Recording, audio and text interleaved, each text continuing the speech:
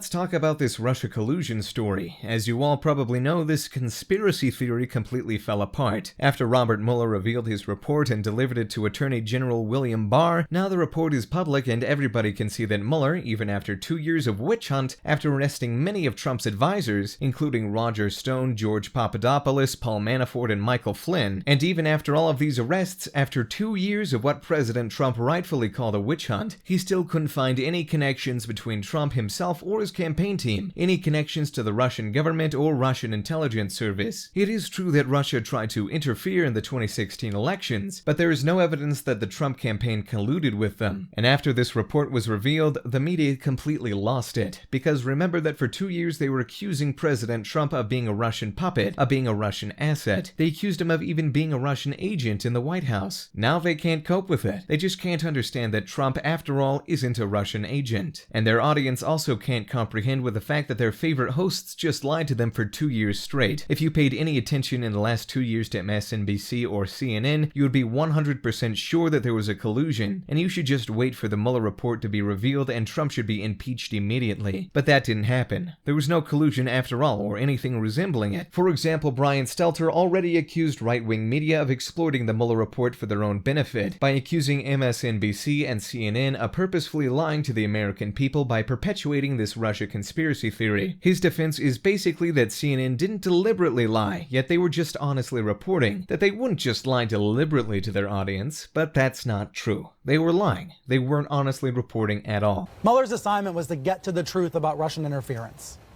Now, did many commentators and Democratic politicians allege collusion? Yes. Did many journalists ask about it? Yes. But there is a giant difference between asking and telling. The job of the nation's news media is to ask, to question all sides, to scrutinize all sides, to report on opposing points of view, and to only take the side of truth and decency. Someone should tell Jesse Waters that. I feel like this delivers a knockout blow to the press and the Democrats who've been saying collusion, collusion, collusion for the last 2 years. Waters should take his blinders off. Obviously, some opinion columnists and point-of-view news outlets have invested in an anti-Trump narrative. Others, like Waters, have promoted a pro-Trump narrative. That is our wild media world. But the president's kids and friends on Fox should be able to tell the difference between agenda-driven columnists and journalists who are just trying to report. There is a big difference. There is a big difference between news and opinion. And I realize it can be hard to tune out all the noise and just tune into the news these days. If they did a good job, they wouldn't have accused the president of being a Russian agent without any evidence. There wasn't any evidence at all that Trump colluded with Russia. Any evidence at all. Yet the pundits at CNN or MSNBC did just that. They recklessly were accusing Trump and his advisors of being traitors to this country. And it wasn't just pundits. It was also people from the intelligence services. For example, the former head of the CIA, John Brennan, was a regular guest on CNN and MSNBC, and he would say that Trump did collude with Russia without a shadow of a doubt. I believe your comments have been over the top. Do you regret essentially accusing the president of treason? Do you regret some of the things you have said? Well, I called his behavior treasonous, which is to betray one's trust and to aid and abet the enemy, and I stand very much by that claim. You are the former CIA director accusing the sitting president of the United States. It's not a private citizen. A lot of people hear the former CIA director accusing the sitting president of the United States of treason. That's a monumental accusation.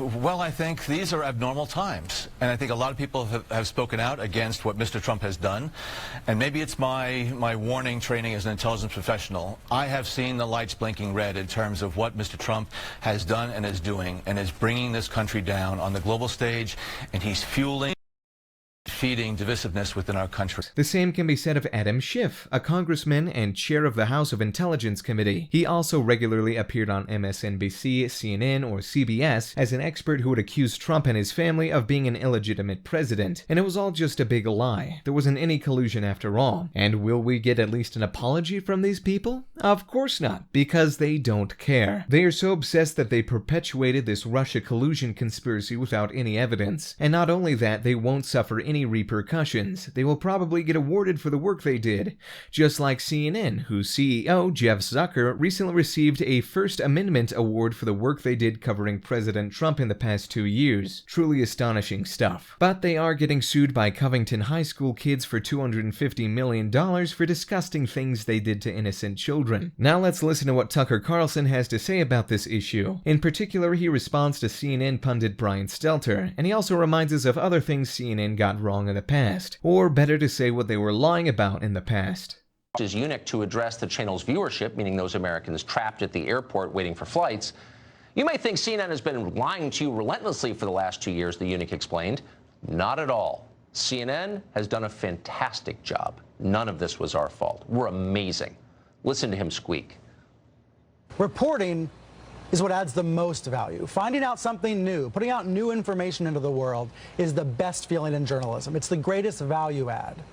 That's what hundreds of journalists have been doing, trying to solve pieces of this Trump-Russia puzzle. So don't be fooled by the partisans who cherry pick the worst mistakes of individual journalists or the craziest ideas from commentators and claim that's the entire media. It's not. We're waiting for the facts, because here is what I know. I mean, you're going to hear this from the right for the next days and weeks to come, that the press has basically made all of this up to take down President Trump. But the press is just following a trail that Trump created. The greatest value add. That's how CNN sums up its role in the Russia story. Does a single person believe that? Of course not. Not one person. Jeff Zucker himself doesn't believe that, and that's why he sent his marionette out to lie, as you just saw. Jeff Zucker is an anxious man tonight. He's been caught doing the one thing journalists are not allowed to do. He intentionally misled his audience. In a fair world, Jeff Zucker would be running a car wash, or he'd be selling timeshares in Cancun. He would not be in the news business. Zucker himself knows that very well. He knows he's an imposter. In a fair world, CNN wouldn't call itself a news network at all. It's far less than that, and it has been for a long time. In 1996, CNN blamed the Olympic bombings in Atlanta on an entirely innocent security guard named Richard Jewell. In the end, CNN paid Jewell a settlement for slandering him, but Jewell never recovered his life. Just 2 years later, CNN falsely accused the United States military of murdering American defectors during the Vietnam War with sarin gas. It was a ludicrous story based on obvious lies. CNN ran it anyway because it confirmed their worldview. 3 years after that, CNN implied, again on the basis of zero evidence, that a California congressman called Gary Condit had murdered one of his interns. CNN's relentless coverage helped drive Condit from office. Condit turned out to be innocent. Too late. His life and family were destroyed. Now, you'd think a news network might learn from debacles like this, and yet under the leadership of Jeff Zucker, CNN's recklessness and its dishonesty have only accelerated. Just this past September, CNN told us that Supreme Court nominee Brett Kavanaugh was a serial gang rapist alcoholic who targeted underage girls. Then in January, they told us that a group of boys from a Catholic school in Kentucky were dangerous bigots who'd threatened a revered tribal elder Vietnam veteran purely because they hated American Indians. Every part of that claim was a lie, and CNN is now facing a $275 million lawsuit for repeating that lie. Yet CNN kept going. Just days after its Covington Catholic fraud, CNN decided to amplify yet another racially divisive hoax, Jussie Smollett's manufactured hate crime. And now this. Exactly 2 weeks after Smollett was indicted for telling the same lies that CNN uncritically repeated, we learned that the Russian collusion narrative, which, by the way, has formed the backbone of CNN's entire programming schedule for 2 years, is fake. It's a hoax. It never happened. CNN responded by congratulating itself. Jeff Zucker still runs the network. His job apparently is safe.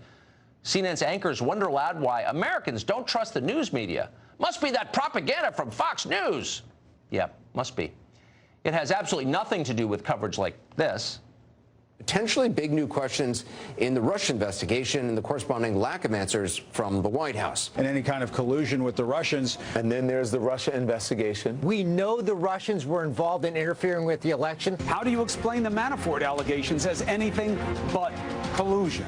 And it's on the question of collusion, possible collusion with Russia. Fact. It's Russia. Fact. It's Russia. Okay, thanks for that, Mr. Lamont. So what are these voices of authority you just saw on CNN saying now that the facts have arrived? Have they apologized or corrected themselves or even acknowledged their role in perpetuating this hoax? Let's see. Here's Carl Bernstein, whose sloppy Watergate reporting from half a century ago somehow keeps him on television to this day. Carl has thought a lot about this question. He's decided that, in his august and seasoned opinion as a celebrated newsman, CNN did a remarkable job here. And I think we've done, the media, the press has done one of the great reporting jobs in the history, especially of covering a presidency by the most news organizations. And look, let's look at where the disinformation and mistakes and lying have come from. Hasn't come from the press. It's come from the President of the United States and those around him. Okay. In case you're wondering, and you may be, why Donald Trump got elected President of the United States, you just saw it. Trump may be flawed, but the people in charge are just absurd.